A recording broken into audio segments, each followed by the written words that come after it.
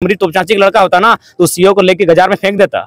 सही बोल रहे हैं। ऐसा सीओ को बिल्कुल ना सरकार के सिस्टम में बैठने का अधिकार है, ना अंचल कार्यालय में बैठने का अधिकार है, कहीं अधिकार नहीं है। उनको झाड़ियों में रहने का अधिकार है, उसको जेल के सलाखों के पीछे रहने का अधिकार है। और आज हम ये कह रहे हैं, यही इसीलिए हम बार बार कह रहे हैं बोल्ड सांसद चुनिए, कसम से बोल दे रहे हैं। अगर जयराम महतो गिरिडीह लोकसभा चुनाव जीता ना तो उसका प्रभाव रांची में दिखता, और चुनाव जीत जाते ना तो वो नगड़ी का सीओ का ये हिम्मत नहीं होता। हम चुनाव सांसद बनने के लिए मलाई खाने के लिए नहीं आए हैं। हम छात्रों जो डरे समय छात्र उनको हिम्मत देने के लिए आए हैं। जिस दिन हम किसी सीट से चुनाव जीतेंगे वहां वह छात्र रहे चाहे किसान रहे, वो थाना में जाने के लिए डरेगा नहीं, वो बीडीओ के कार्यालय में जाने के लिए नहीं डरेगा। हम उनको निडर बनाने के लिए आए। अगर हमको चुनाव ठीक है तो फिर टाइगर विल लड़ेंगे, टाइगर विल रिप्लेस टाइगर। दर्शन रहा, चूक कहाँ लग रहा है कि हुआ? जीत का एक तरीके से दहलीज पर आकर जयराम कहाँ पिछड़ गए? हाँ बिल्कुल, हमें लगता है 60 से 70 हजार वोट अगर आ जाते तो हम लोग चुनाव को 10-15 हजार से जीत जाते हैं। और वही हम लोग का टारगेट था कि चुनाव को लगभग जीत की स्थिति में लोग आ जाएंगे। लेकिन हमें चूक रह गई कि हम लोगों ने राजनीति किया, बाकी लोगों ने कूटनीति और साजिश और षड्यंत्रों का सहयोग लिया, और हम लोग ऐसा कर नहीं पाए। जबकि चुनाव में राजनीति का पार्ट होता है कूटनीति, उसमें हम लोग विफल रहे। हमारे पास कूटनीति नहीं थे, कूटनीति को जानकार लोग नहीं थे, और अगर हम लोग जानकार भी थे तो कूटनीति का लेना उचित नहीं समझा। और सबसे महत्वपूर्ण जो विषय रहा वो ये रहा कि जो 10 दिन हमारा नुकसान हुआ, जिसमें हम अपने प्रत्याशियों के पक्ष में भी नहीं जा पाए, वो 10 दिन हम अपने लिए भी समय नहीं दे पाए। वो 10 दिन नुकसानदायक रहे। अगर उस 10 दिन हम ग्राउंड में होते, सभाओं में होते, नुक्कड़ सभाओं में होते, रैलियों में होते, रोड शो में होते, तो 50 से 70 हजार वोट फिर ऐड कर लेते हैं। आप कह रहे थे कि भाई बूथ मैनेजमेंट को लेकर के भी आपने कई बार कहा कि भाई हमारे पास तो धनबल नहीं है, लेकिन अपने अपने से लोग हम देख रहे थे कि लगातार लगे रहे। एक जो हम आंकड़ा जुटा पाए कि भाई कहीं कहीं अल्पसंख्यकों का एक तरीके से उस तरीके का रुख देखने को नहीं मिला, जिस तरीके का सभा में लोग तब्दील होते दिखे। आपको लगता है बड़ा फैक्टर रहा अल्पसंख्यकों का? नो डाउट फैक्टर रहा, क्योंकि हम लोगों ने ये बात हमने कहा था, अपने प्रधान महासचिव हम लोग बैठे थे चुनाव के बाद, हमने एक ही चीज कहा था कि अगर आपका वोट परसेंटेज हम लोग की जीत हार को तय करने वाला है, ये त्रिकोणीय मुकाबला है। लेकिन खैर उनकी ओर से जो भी वोट आए, 2% आए, 3% आए, 4 आए, 5 आए, जो भी आए उनका हम सम्मान करते हैं, स्वागत करते हैं। एक नए लड़के पर अगर उस कौम के 2% लोगों ने भी विश्वास जताया है तो ये हमारे लिए सौभाग्य की बात है। हालांकि हम लोग भविष्य में प्रयास करेंगे कि वो मैक्सिमम हो। अभी आप जब समीक्षा कर रहे हैं गिरिडीह लोकसभा को लेकर विशेष तौर पर कर रहे हैं, लेकिन आपके जो अन्य प्रत्याशी हैं उनका भी जबरदस्त परफॉर्मेंस देखने को मिला। हजारीबाग में तकरीबन 1,57,000 के आसपास, 1,32,000 के आसपास रांची, और सबसे दिलचस्प बात तो एक कोडरमा में भी देखने को मिला, जहां प्रोफेसर जयप्रकाश वर्मा, एक बड़ा नाम है, विधायक भी रह चुके हैं, वो बड़ा फैमिली बैकग्राउंड रहता है, वो 4 नंबर पर चले गए, जबकि मनोज यादव तीसरे नंबर पर वहां पे दिखाई दिए। एक दिलचस्प बात यह भी है कि जितना वोट से सीता सोरेन तकरीबन 22,000 के आसपास वोट से आ रही है, 19,000 के आसपास आपके भी कैंडिडेट ने वोट लाया। तो उन लोगों के लिए क्या समीक्षा आप लोग कर रहे हैं लोकसभा के स्तर पर? तमाम हर जगह समीक्षाएं हो रही है, क्योंकि हम लोग विधानसभा चुनाव लड़ना है। उसी वोट को हम लोग विधानसभा में आधार मानेंगे ना। आखिर हम लोग का हौसला बुलंद क्यों है गिरिडीह में? क्योंकि हम लोग 2 सीटों पर बढ़त है। मथुरा प्रसाद महतो ओवरऑल सेकंड है, लेकिन सीट उनका एक ही रहा, केवल वो टिंडी में ही लीड कर पाए। तो हम लोग का हौसला बुलंदी में भी बहुत ज्यादा अंतर, बिल्कुल 1,000 से लीड किए हैं, और हम लोग डुमरी में उनको लगभग 35,000 वोटों से पछाड़े हैं। दोनों प्रत्याशियों को 35-40 हजार वोटों से पछाड़े हैं। तो आज चुनाव हार के बाद भी हम लोग जीत क्यों मान रहे हैं? कि हम लोग 2 विधानसभा में लीड किए, 2 विधानसभा में हम लोग 50,000 से अधिक गए, एक विधानसभा में 50,000 के आसपास रहे। बस गिरिडीह में चूंकि शहरी क्षेत्र था और शहरी जो मुद्दे थे उनको हम लोग शायद पढ़ नहीं पाए, और मुद्दों पर हम लोग रोड मैप नहीं तैयार कर पाए। शायद त्रुटि हुई, लेकिन उम्मीद करते हैं जैसे जैसे समय बढ़ेगा शहर के लोग भी स्वीकार करेंगे और शहर के लोग भी आशीर्वाद देंगे। लोकसभा के बाद निगाहें विधानसभा को लेकर के है। पहले तो आपसे खूब सवाल हम पूछे कि भैया लड़िएगा कहाँ से? आप बोले कभी धनबाद, कभी बोले कि नहीं हम पारसनाथ पहाड़ से अपना आगाज करने जा रहे हैं। इस बार विधानसभा में आगाज कहाँ से? देख, कहा पाना बड़ा टफ है, इसलिए टफ हो जा रहा है कि देखिए जो भी लोग हैं, विशेषकर लोकसभा के लोग, आप अगर रांची भी जाइएगा तो वे कह रहे थे कि हम जयराम महतो को वोट दे रहे हैं। वहाँ हमारे प्रत्याशी कौन है मालूम नहीं। मांडू में भी वही चीज था कि जयराम महतो को। तो ओवरऑल 10-15 सीटें हैं जहाँ लोग चाहते हैं कि हम चुनाव लड़ें। तो ऐसा बहुत विकट परिस्थिति में आके हम खड़ा है। तो ऐसी परिस्थिति में गिरिडीह जो लोकसभा है वहां से तो एक सीट हमको लड़ना ही पड़ेगा। हम माना जा रहा है, कयास लगाया जा रहा है कि आप डुमरी लड़ सकते हैं। देखिए डुमरी को सेफ सीट मानते हैं? नहीं, वोट का आधार भी उसी तरीके से। नहीं, सेफ सीट तो कोई नहीं, चूंकि जब विधानसभा का चुनाव आएगा तो और इंटरेस्टिंग होगा। लेकिन टुंडी इतना गणित अब आने लगा है कि क्या हो सकता है? हाँ देखिए, मोटा मोटी मान के चलिए गिरिडीह लोकसभा में 4 सीटों पर मैंने चर्चा परिचर्चा हो रहा है। गिरिडीह और बागमारा को छोड़ दिया जाए तो बाकी टुंडी, डुमरी, गोमिया और बेरमो, इन 4 सीटों से मेरे नाम का चर्चा हो रहा है कि आप यहाँ से चुनाव लड़िए। तो 4 सीटों पे तो चुनाव लड़ना संभव नहीं है, 2 ही सीटों पे लड़ेंगे। तो अब वो फाइनल समय ही तय होगा। बाकी हम लोग तैयारी, जो भी हमारे प्रत्याशी होंगे संभावित, उनको हिंट दे दिया जाएगा कि आप फील्ड में चले जाइए, अगर हम वहां से लड़ते हैं तो बस उस समय आपको बैकअप करना है। 27.5% आपने वोट लाया है, बहुत बड़ा आंकड़ा होता है। बड़े बड़े लोग जो है निर्दलीय एक तरीके से प्रत्याशी चुनावी दंगल में थे वो हार गए, वो फर्स्ट टाइम आप वोट लाए। ऑल ओवर इंडिया में शायद ये हिस्ट्री में हमको लगता है, अगर हिस्ट्री को अध्ययन किया जाए तो शायद कोई हो सकता है कि नहीं, हम नहीं कह सकते। बहुत बड़े बड़े लोग चुनाव हारे हैं। अटल बिहारी वाजपेयी पहली बार चुनाव लड़े थे, वो हार गए थे, देश के प्रधानमंत्री बने। जी बिल्कुल नहीं, उसके बाद 27% वोट जो हम लोग लेके आए, देखिए उसके बाद जो भी लोग चुनाव लड़ेंगे एक प्लानिंग से लड़ेंगे, एक तैयारी से लड़ेंगे। हम लोग तो अनाड़ी बन के खिलाड़ियों के बीच कूद गए थे, बस क्या थी, विचारधारा थी, हमारी आइडियोलॉजी थी। तो ऐसे परिस्थिति में मात्र 1 साल पहले हम लोग पार्टी बनाने का घोषणा किए हैं, 1 साल पहले हम लोग चुनाव लड़ने का घोषणा किए हैं, 18 जून को घोषणा किए हैं, आपका 25 मई को हम लोग का चुनाव है, यानी 18 और 5 23 दिन तो कम ही मानते हैं, यानी 1 साल भी नहीं हुआ हम लोग को तैयारी का। और उस 1 साल में आप इंडिपेंडेंट लड़ते हैं और पहला चुनाव लड़ते हैं, अभी लोकसभा से लड़ते हैं और 27.5% वोट लेके आते हैं, ये गर्व का विषय है। हम खैर हम तो चुनाव वोट हम लोग तो जीत के लिए थे, और जीत जाते तो और ही नया इतिहास बनता। अंदर से कमजोर नहीं हुए हैं टाइगर, वही टाइगर हैं। 3 घंटे से देख रहे हैं कि आप जबरदस्त गर्मी में लोगों का आप जो एक तरीके से सुन रहे थे, कम बोल गए आप, वही टाइगर है या कुछ थोड़ा सा लग रहा है कि भाई कमी रह गई? कोई कमी नहीं है। और वो कहते हैं शेर जब 4 कदम पीछे आए तो ये ना समझना कि वो डर के मारे पीछे आ रहा है, इसका मतलब है वो अगली प्लानिंग के लिए पीछे आ रहा है, और अगली प्लानिंग विधानसभा का चुनाव है। एक सवाल ये कि जिस तरीके से आपने कहा कि भाई विधानसभा स्तर पर जो लोग हैं, जो अब पहले से ही आपके पार्टी या एक तरीके से आंदोलन में जुड़े रहे, वहाँ कहीं ना कहीं कठिन दौर होगा आपके लिए। 81 विधानसभा से आप लोगों को प्रत्याशी के तौर पर उतारेंगे, बड़ा टसन और एक तरीके से चुनौती होगा आपके लिए। इन चुनौतियों के बीच में क्या लग रहा है, कुछ चीजें छूट जाएंगी, बढ़ जाएंगी? चूंकि लोकसभा चुनाव में भी यही देखा गया, किन्हीं की नाराजगी ये रही कि आप जयराम दा हमारे साथ नहीं आए, हमारे गाँव नहीं गए, उनको ज्यादा वैल्यू दिया गया, तवज्जो दिया गया। ये सब चीजें युवाओं में खास करके देखा गया। एक बहुत जेन्युइन प्रश्न है, इसको आप बखूबी समझते होंगे। क्या लग रहा है चुनौती आपके लिए? चुनौती आएंगी और चुनौतियों का समाधान भी खोजना होगा, और हमें लगता है कि विधानसभा चुनाव से पहले हमारे पास जो समय है उसमें हम लोग चुनौतियों का समाधान कर लेंगे। तो अभी आप समीक्षा कर रहे हैं कि किन्हें किन्हें प्रत्याशी बनाना है? देखिए समीक्षा, हाँ लगभग इन चीज़ों पर भी हम लोग का फीडबैक बन चुका है कि डुमरी में मेरे अलावा कौन प्रत्याशी हो सकते हैं, टुंडी में मेरे अलावा कौन प्रत्याशी हो सकते हैं, गिरिडीह में कौन प्रत्याशी हो सकते हैं, बाघमारा में कौन प्रत्याशी हो सकते हैं। तो तमाम सीटों पर प्रत्याशी संभावित हैं, 2 हैं, किसी में 3 हैं, किसी में 4 हैं, किसी में 5 भी हैं। तो संभावित प्रत्याशी हैं हमारे पास। अब उनमें एक मैंने समन्वय बनाया जाएगा और उसमें से एक को तय किया जाएगा। ईवीएम का 12 नंबर खोजने में बड़ा एक तरीके से हम लोग वोट करने के लिए गए थे। 12 नंबर में ईवीएम मशीन है भाई, आप वहां बटन दबा रहे हैं, सिंबल आप लोगों को पहुंचाने में बहुत दिक्कत हुआ होगा। और आप चूंकि जब आप चुनाव लड़ेंगे, जाहिर सी बात है आपको एक सिंबल, चूंकि 27.5% आपने वोट लाया है, रजिस्ट्रेशन एक तरीके से जेएलकेएम का हुआ है, सिंबल का क्या एक तरीके से आधार है? क्या आप लोग के जो रणनीतिकार हैं या देख रहे हैं 1 महीना में हम लोग का सिंबल और पार्टी का कंफर्मेशन रजिस्ट्रेशन हो जाएगा, और जो विधानसभा जब चुनाव लड़ेंगे तो हमारा सिंबल पहले से अलॉटमेंट रहेगा और हमें कोई असुविधा नहीं होगी। ऊपर में होगा, 5 में होगा, 6 में होगा, ये 12 नंबर सही बात है, कंफ्यूज हुआ है। 12 नंबर फिर भी, लेकिन 3,47,323 वोट, शायद गलत 322।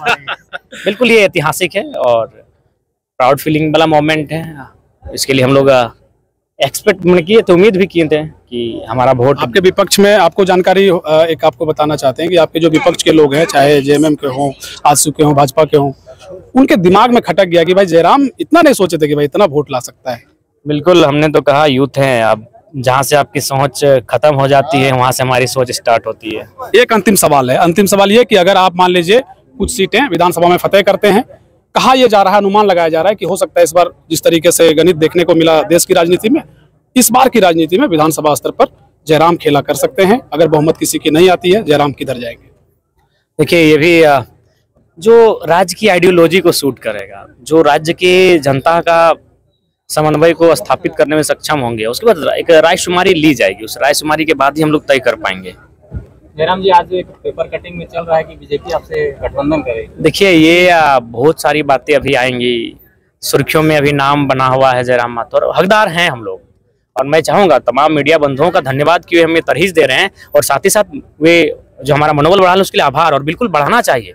लोकतंत्र की, चूंकि मीडिया है लोकतंत्र का चौथा स्तंभ है, और हमने लोकतंत्र की खूबसूरती को प्रेजेंट किया है। बिना धनबल के हम लोग चुनाव लड़े हैं, तो आज हमें अगर अप्रिशिएट नहीं किया जाएगा तो फिर भविष्य में शायद ही कोई ऐसा युवा आएगा जो लोकतंत्र की मर्यादाओं को मान रखेगा। भले लोग चुनाव जो भी जीत रहे हैं, लेकिन सबको मालूम है कि एक एक लोकसभा में करोड़ों का इन्वेस्ट किया जा रहा है। ये लोकतंत्र के लिए शुभ संकेत नहीं है।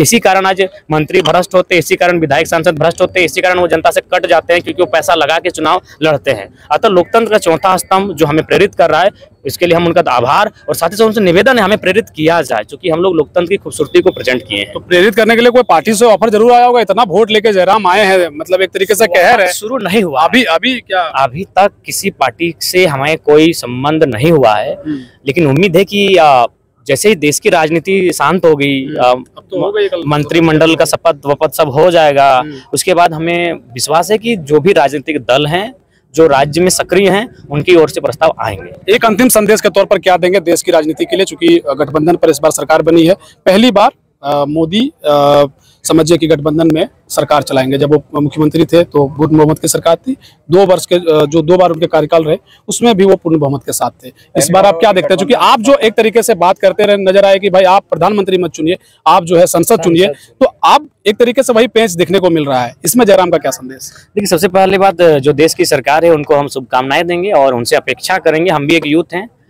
जो यूथ की समस्या है पहले उसका समाधान हो। यूथ बेरोजगारी से परेशान है, यूथ कहीं ना कहीं आज बहुत ज्यादा हतोत्साहित है, नर्वस हैं, तो इसलिए रोजगार का साधन का सृजन किया जाए। उद्योग कैसे बढ़िया लगेंगे, उस पर कैसे बात होगी। हमारा जो महंगाई वो कैसे नियंत्रण होगा, इन चीजों पर बात होगी। बने इंडिया को इंडिया रहने दिया जाए, इंडिया को अडानी में तब्दील ना किया जाए, यही हमारी केंद्र सरकार से निवेदन होगी।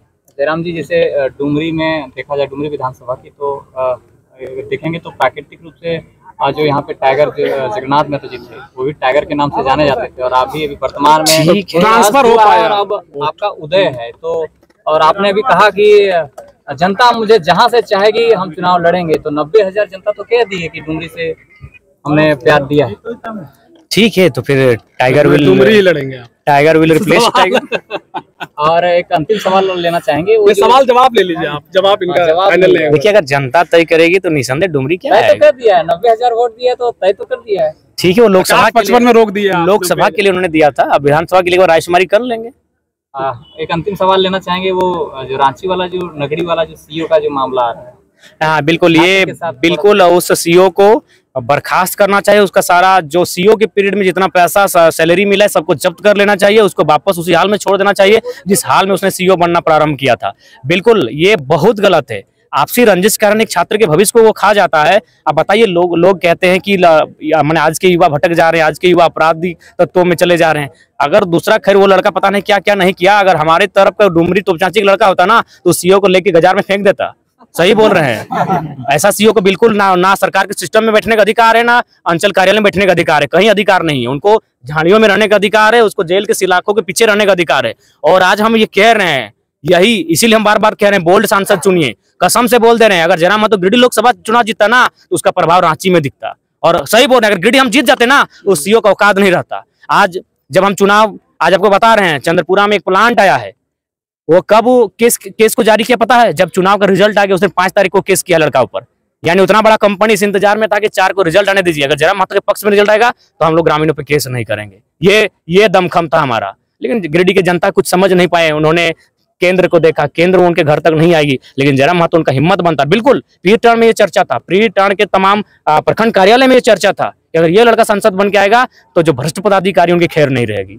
हम बोल दे रहे, अगर हम गिरिडीह लोकसभा चुनाव जीतते हैं, इधर हजारीबाग तक हमारा हवा रहता, इधर रांची तक हमारा हवा रहता, इधर पुरुलिया तक हमारा हवा रहता। हवा देखा जाए तो आप पूरे झारखंड को रिप्रेजेंट करते हैं, तो कहीं ना कहीं अगर वहाँ का भी मामला आया है तो कहीं ना कहीं आप भी बिल्कुल संज्ञान में लेंगे। हम सुबह से खोज रहे हैं, हम लगातार हम रांची के साथियों से संपर्क कर रहे हैं। जैसे सीईओ का नंबर लगे क्लास तो जरूरी लगाएंगे। उनके बाप का झारखंड नहीं है, झारखंड बिरसा के शहादत से मिला है, झारखंड निर्मल के शहादत से बना है, और यहाँ सीईओ मलाई मारने के लिए आए, वैसे सीईओ की खैर नहीं होगी, चाहे वो कोई रहे। लड़ाई आर पार की लड़ने के लिए आए हैं। नहीं तो अगर हमको संसद विधायक बनना होता तो हम किसी पार्टी में चल जाते, सांसद भवन में हमारा अभी मतलब शपथ ग्रहण होता। हम आए हैं झारखंड के लोगों के जो डर है उस डर को बदलने के लिए, और लिख दिए जिस दिन हम लोग चुनाव जीतेंगे ऐसे भ्रष्टाचारी लोगों का कहीं जगह नहीं होगा, झाड़ियों के पीछे होंगे वो। मतगणना केंद्र के दिन, जिस दिन मतगणना हो रही थी, मतगणना जिस दिन हो रही थी, उस दिन आपके जो समर्थक थे, कहा गया कि जयराम के समर्थक जो है, देखिए सबसे पहला बात, देखिए वहाँ पहला बात हम शुरू सुबह से लेकर शाम तक हम अंदर थे।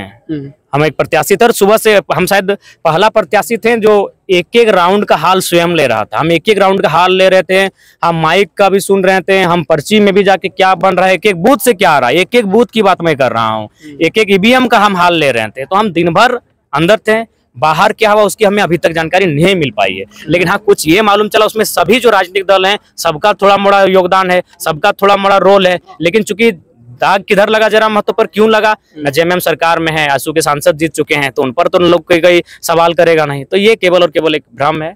जो भी त्रुटियां हुई उनमें कहीं ना कहीं कुछ दुविधा जो हुआ था उसके लिए जो वहाँ सभी लोग जिम्मेवार हैं, जो नैतिक जिम्मेवारी उनको भी लेनी चाहिए। हालांकि हम लोग प्रयास करेंगे भविष्य में ऐसा ना हो।